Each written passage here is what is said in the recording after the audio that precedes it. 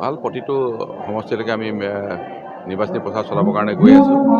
Minimum 2 lakh তাৰ ওপৰত যাব, মিনিমাম 2 লাখ। তিতাবৰ সমষ্টি তাৰমানে তিতাবৰ সমষ্টি এইবাৰ চাওক, আমাৰ মৰিয়নি আৰু যোৰহাটৰ পৰা কেইবাটাও পঞ্চায়ত তিতাবৰত সোমাইছে এইবাৰ নতুনকৈ ডিলিমিনেশ্যনৰ পিছত। সেইকাৰণে তিতাবৰ আগৰ তিতাবৰ এতিয়া নাই।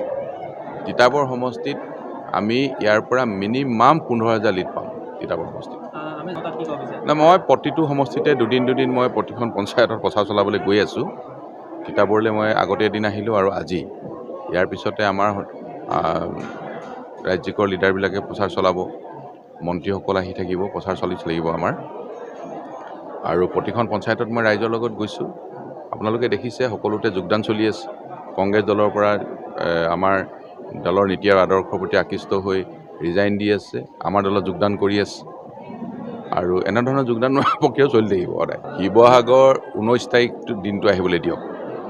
19 তাৰিখৰ দিনটোত ভোট হ'ব। 4 তাৰিখৰ জুনৰ 4 তাৰিখে ভোট গণনা হ'ব। সেইদিনাটো আমি লগ পামেই আকৌ প্ৰত্যেকক। আমি কোৱা কথাবোৰ এটা এটাকৈ যে সঁচা সেইখিনি প্ৰমাণিত হ'ব।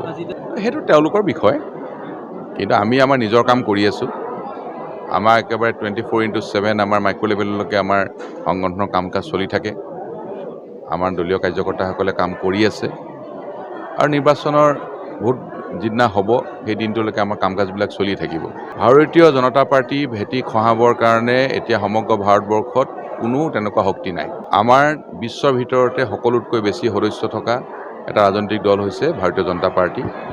আৰু যিটো দলে 24/7 সদায় কাম কৰি থাকে, যিটো দলৰ কাৰ্যকৰ্তাই সদায় কাম কৰি থাকে, সেই দলটোৰ ভেটি কোনেও খহাব নোৱাৰে।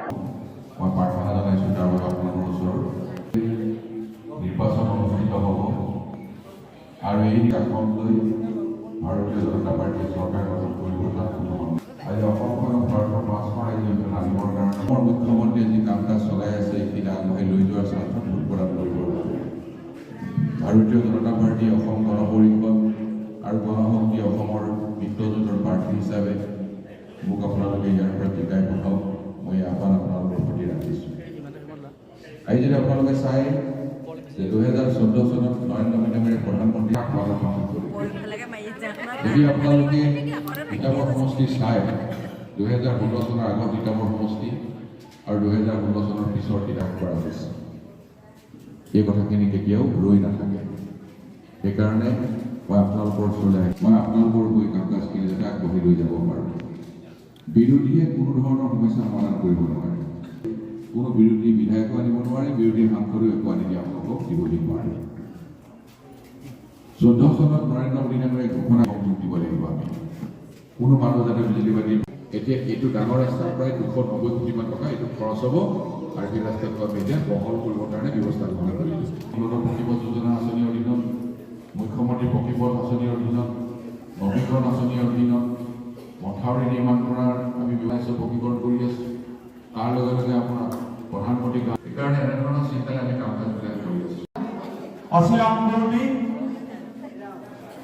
সোণামণি ভূঞা, তিলেশ্বৰী নায়ক, ৰাধিকা শৰ্মা ল'বৰ বাবে আমি আগবাঢ়ি আহিবলৈ অনুৰোধ জনাইছোঁ।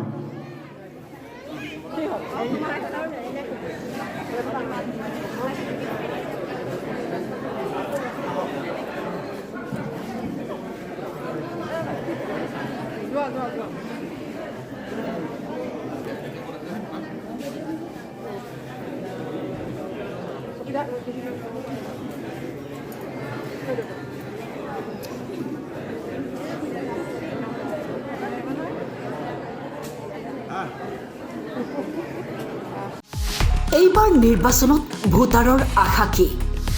নেতাৰ পৰা কি আশা কৰিছে জনতাই?